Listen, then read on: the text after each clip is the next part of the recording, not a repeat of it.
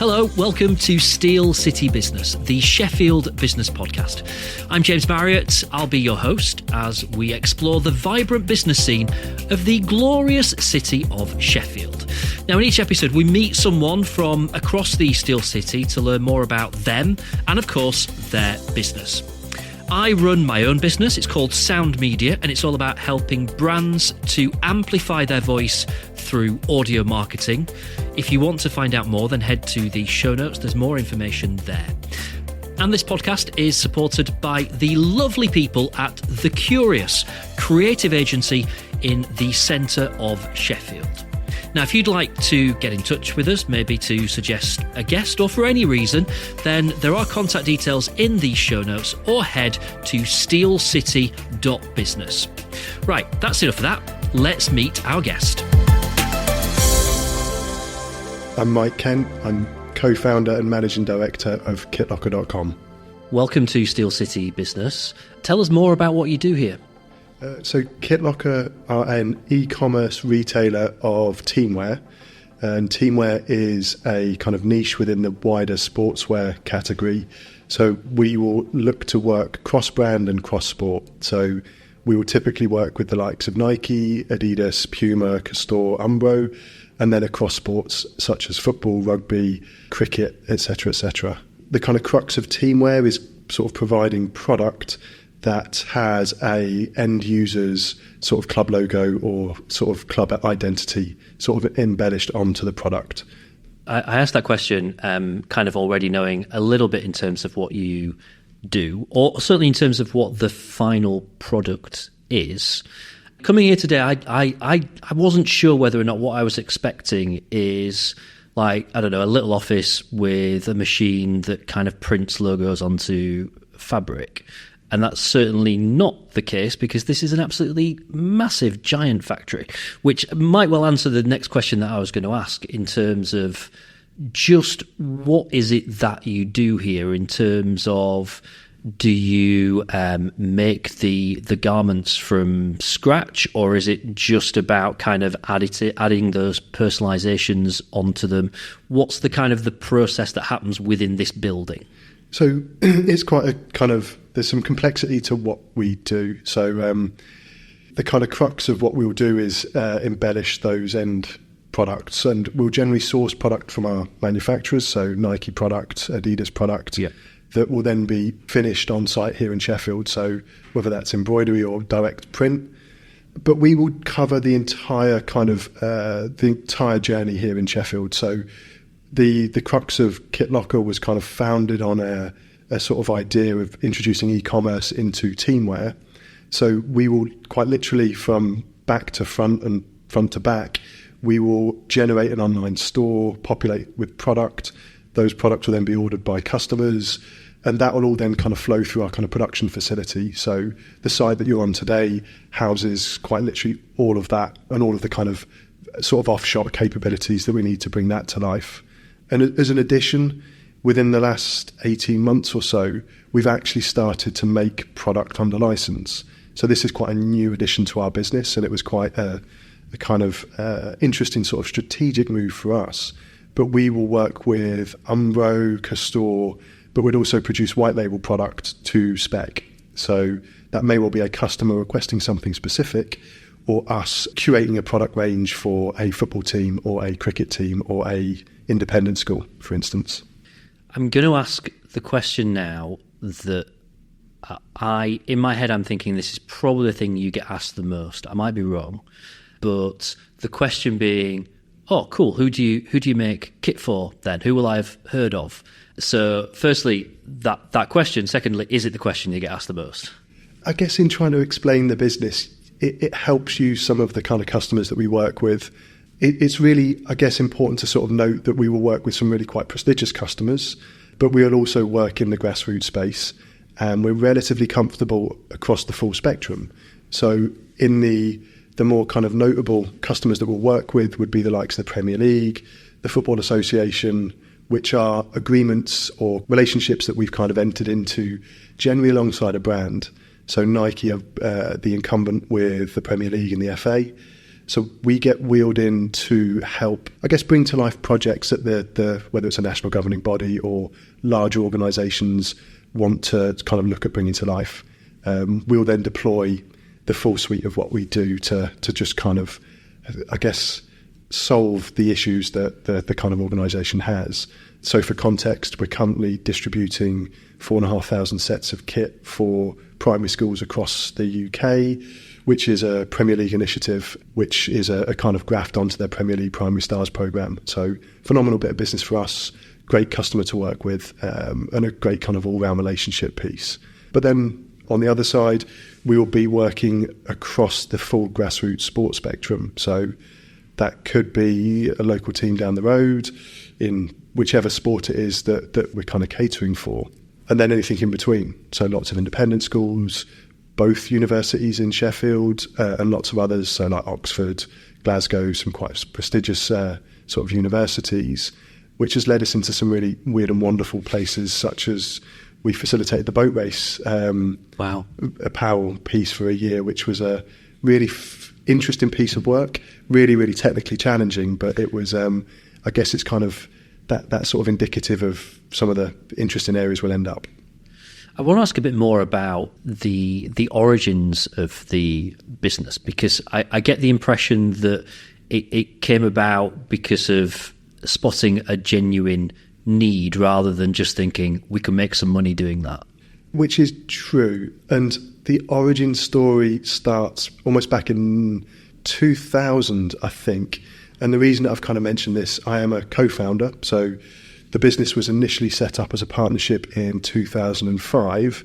So the significance of 1999, 2000 was that I was fortunate enough to be kind of called up to train with the England junior volleyball squad, right, which is a really random sport. It's massive on the continent, but here in England, it's not that it's not that big a sport. Great sport to play. So pitching up to the training, my first training camp, into a really kind of alien setting, there was a guy that stood out, and he was bouncing around with a duffel bag full of hooky CDs is probably the best way to describe it. And I genuinely, he was selling them to everyone, senior players, staff, you name it. And I guess the kind of significance is just the early entrepreneurial instinct that my now business partner, Tom Ward, was displaying at probably the age of 16, I think we were. No shame whatsoever. And he was just there to make a buck. So fast forward 3 or 4 years, we had the opportunity to come to Sheffield to play volleyball alongside studying. So I enrolled myself on a sports management degree. Tom enrolled himself on an engineering degree. We moved in together with a few other kind of guys that were training and sort of continued our sort of journey thereon. And then in my second year at university, I was tasked with writing a business plan. And it being a sports degree route, it was a sports business was the kind of the crux of the idea. Yep. And having been involved in the committee, the volleyball committee, we saw the real pain. It was horrendous back in the day to process kit orders, clear checks, 80 people in a club, spelling mistakes. It was all manual. And the very simple idea was just to introduce e-commerce into almost university supply. So lots of different clubs, huge numbers of students, payments not being an issue. And it just felt as an easy kind of solution. But I've got to, I guess, in terms of full disclosure, I wrote the business plan. I actually quite enjoyed it and got really stuck into it, which wasn't the same for all modules on the degree route, but put it to bed, submitted, got a good grade for it and didn't really think about it. So for almost like 6 months, 3/4 of a year later, I was coming to kind of graduate, had a dissertation in front of me, was applying to a few different kind of grad schemes, predominantly in accountancy, very randomly. There wasn't really a natural link from my degree into accountancy. Yeah. And Tom turned around and said, let's give that business idea a whirl. He was part involved in some of the kind of thinking when I was kind of submitting. And because of where we were in our, I guess, like at life stage, without sounding too grand, no kids, no mortgage, no dogs, trappings of life, it was a very easy decision to make. The startup costs were incredibly low. So we just said, sod it, let's just give this a whirl. And when you kind of referenced at the start, I had a little wry smile that you weren't sure what to expect when coming here. Yeah. Our first premises was our student house, right, into which we bought what we thought was an embroidery machine, which turned out to be a fancy sewing machine. And we made an absolute hash of trying to stitch some products. So we quickly listed that back on eBay and sold a sewing machine and kind of cracked on from there. Does he still sell the dodgy CDs, or is that no comment? Is that sideline passed? No, he definitely wound that up. There's no market for that these days. I did pick up a really good line from your website that talked about 2005 when the business was set up.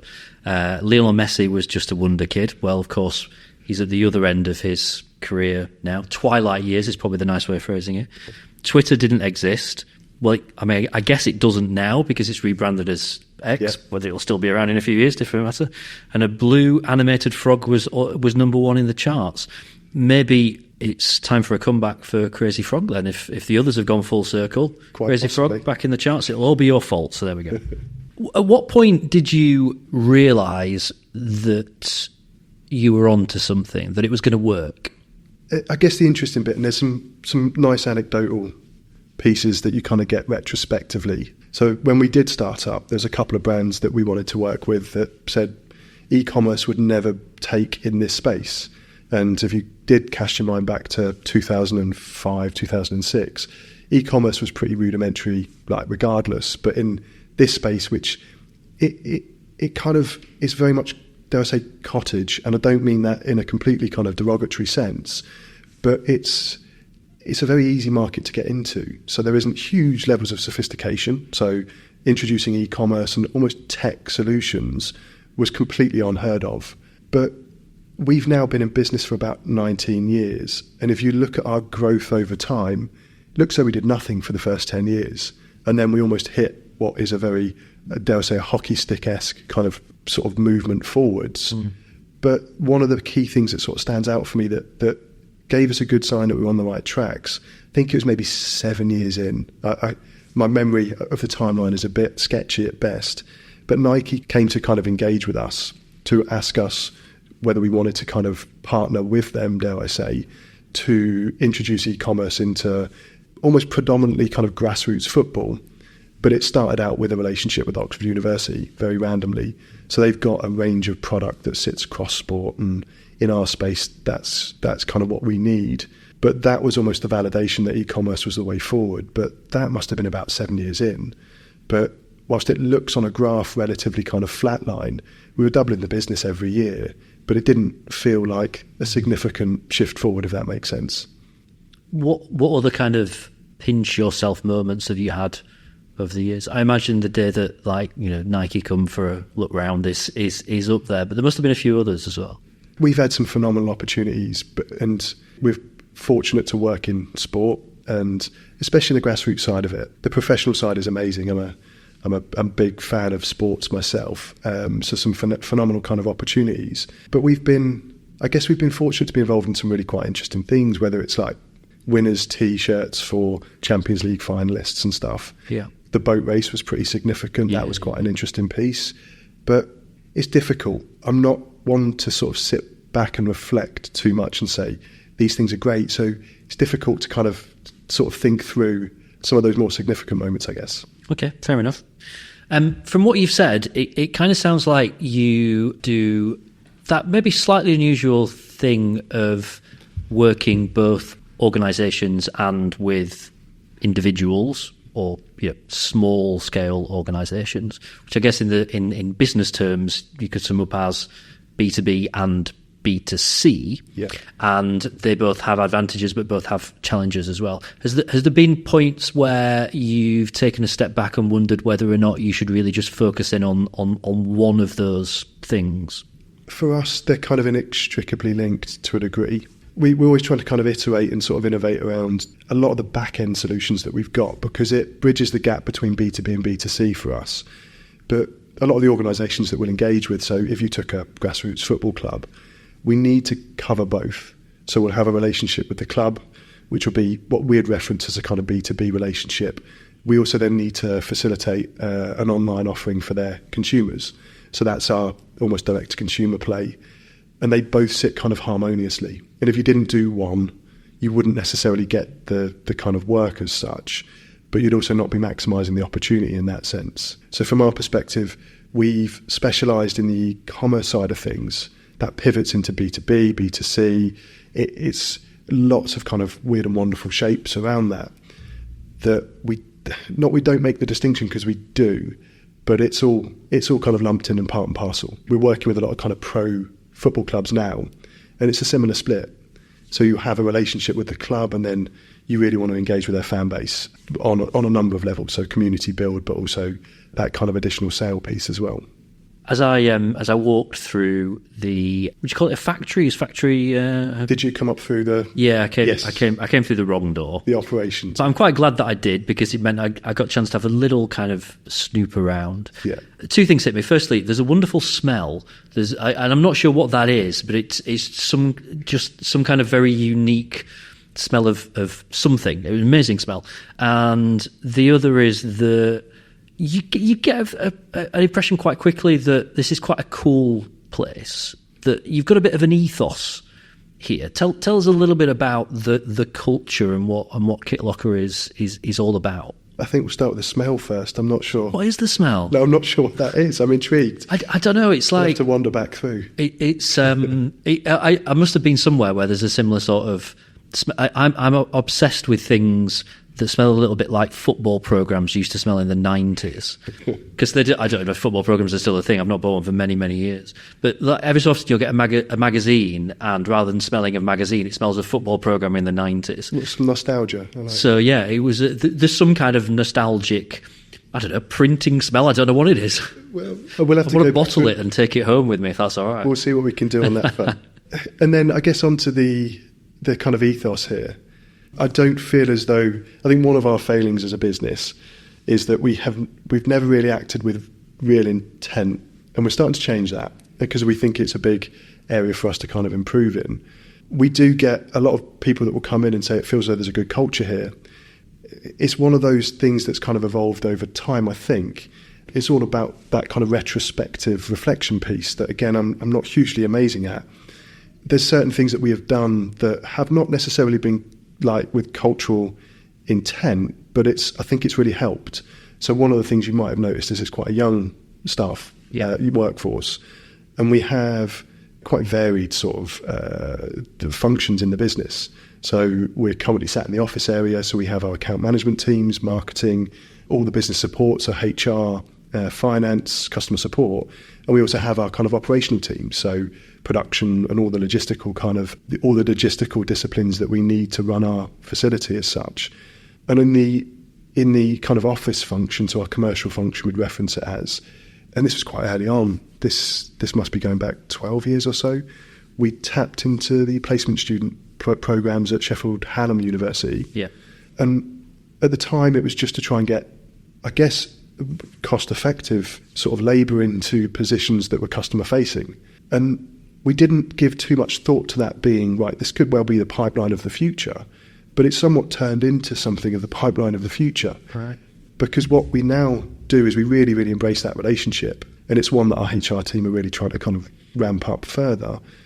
But it brings second-year students who are just going into their third year into the business for a year, gives them a great kind of view as to what we do here at Kitlocker, and then vice versa. So it's a real great opportunity for us to support them and sort of, dare I say, mould to the kind of business practices that we want. And it gives everyone a good opportunity to say, well, there's a year-long job interview, for want of a better term. And what we've seen over the years is that a lot of people have come through that program and come back into the business. And a lot of the starting point would be account management for us, but people have dropped off into marketing, lots of different kind of functions in the business. And with that comes almost like there's a real great cultural adoption, I'd say, but it's not something that we've really kind of forced and thought through. But it's a fantastic kind of program for us. I guess there's a Yorkshire element to sort of not shouting about stuff too much. Yeah. But we've also tried to be sort of easy to work with. Yeah. Because I think that's really important, especially when you're working with some of the big brands. They want it to be simple, and that's taking out the hard work. But it's also, I guess, kind of conducting yourself in a way that's easy to get on with and not creating friction where it's not necessary. Yeah. Okay.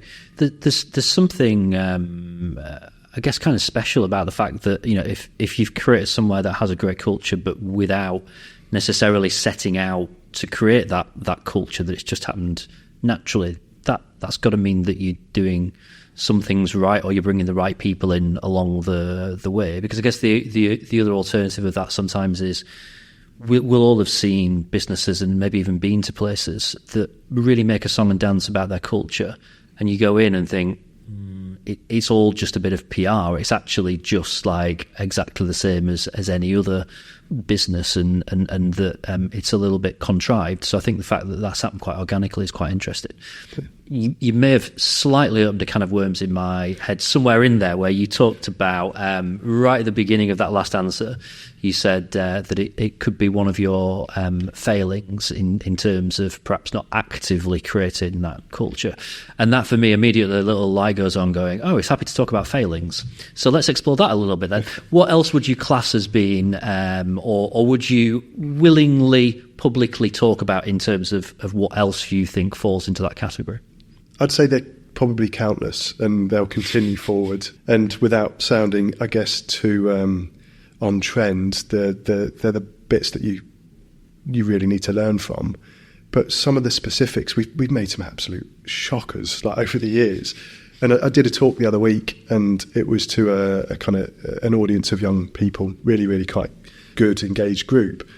And I think it is really quite important that people are seeing that in these business journeys, it isn't all plain sailing as such. But yeah, we've made some absolute horrific things that they genuinely have served as some phenomenal kind of learning. So whether that's improving product or improving process or kind of various different elements of the business, it's such important feedback to get. I'm trying to think of explicits. We had one early on, and it was galling because Sheffield Uni were the first university that we took on. Right.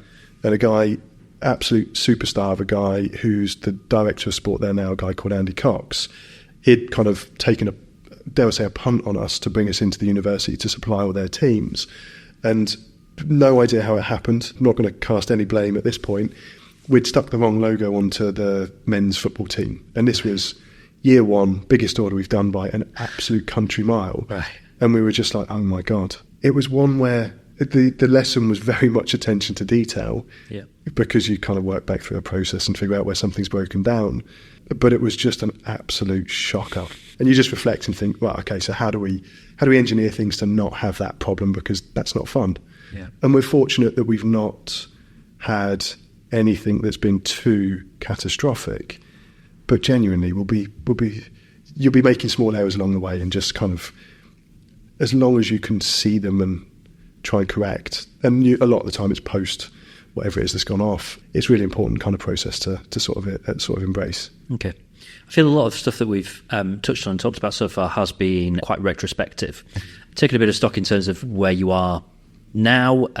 Did you say it was 50,000 square foot that you've got here? I think so. Having come from previously, you were based at Kelham Island / Neeps End, about half that space.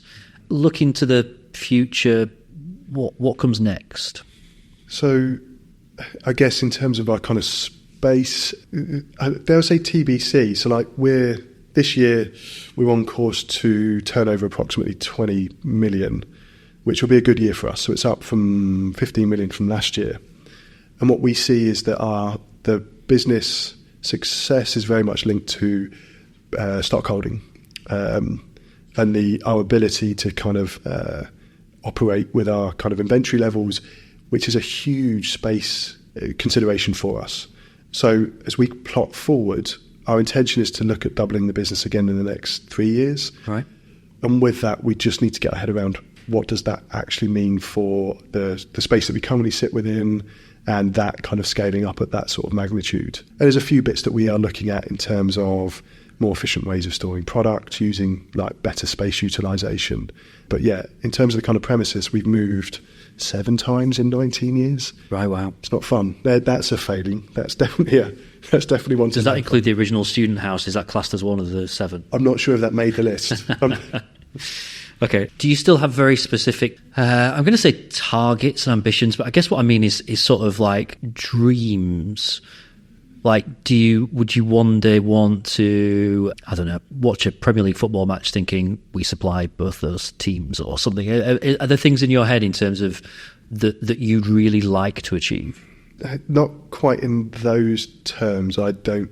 For me personally, I derive a lot of, I guess, my kind of pleasure as a sort of managing director and kind of business owner from us solving quite challenging problems.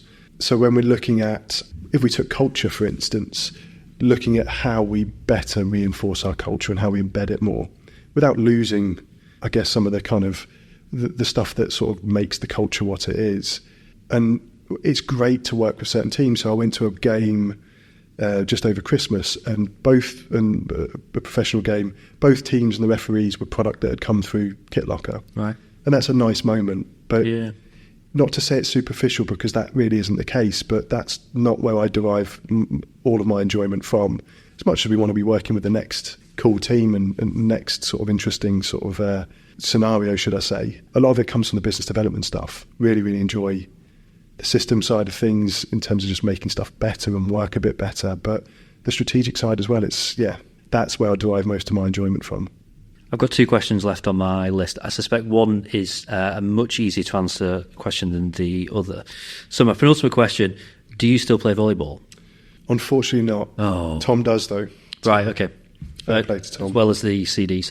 And you must do things similar to this quite a lot in terms of talking about the business, doing interviews with, kind of publications and other things, and just talking about the business generally.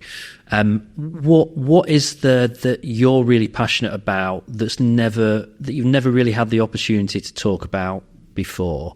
What kind of gets you really fired up that you've never publicly spoke about? That's an interesting question. That's a curveball. You said it was going to be a difficult one. Wow. I mean, the answer could be volleyball. I don't know. Volleyball is a kind of chapter in history that's put to bed for me, I think. I was too short, so it was never going to happen. I guess that a lot of the kind of engagements that I'll be involved in, not similar. There are similar structure to this in that it's a more, I guess, kind of all-encompassing view of Kitlocker. So the origin story and some of the kind of the timeline, the notable parts of the timeline over the kind of years. There's a few areas to deep dive into. So like one of the bits we've not really touched on is like the purpose. What is kind of driving us here? And it's one that never really gets kind of referenced as much. So that's a kind of interesting area that, because of the power of sport is how we see it, we play a very small part in, I guess, bringing people's identities to life to play and participate in sport. And that isn't one that's focused on an awful lot in these types of situations. And through the pandemic, it was really interesting when sport just shut off. We kind of kept operational, and we were really quite keen to sort of maintain relationships with customers. And a lot of it became more conversational than transactional, which was good. It's kind of part and parcel of it.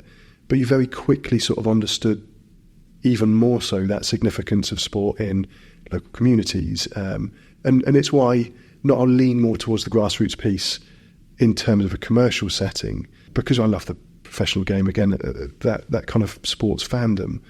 But the grassroots game is doing so much good across all sports, and it's such a powerful tool. Awesome. Brill. Well, thank you very much for your time, and I look forward to seeing more of the future chapters in your story as they unfold. Amazing. Thank you so much, James. Thanks for having me. Thanks very much for listening to this episode of Steel City Business. It's been really lovely to have you with us. Now, you know how this works. If you've enjoyed it and you want in on future episodes, then just follow us on your podcast app or on YouTube. The show is very active on LinkedIn. Just search for Steel City Business and come and connect with me as well while you're at it. Big thank you to The Curious for helping make this podcast happen. There's loads more about the show at steelcity.business, and you can get in touch by emailing James at steelcity.business. And hey, if you're in business in Sheffield, then, well, why not put yourself forward as a guest for a future episode? And of course, we're always open for a good chat about how audio marketing could work for your brand. Until next time, thanks for listening.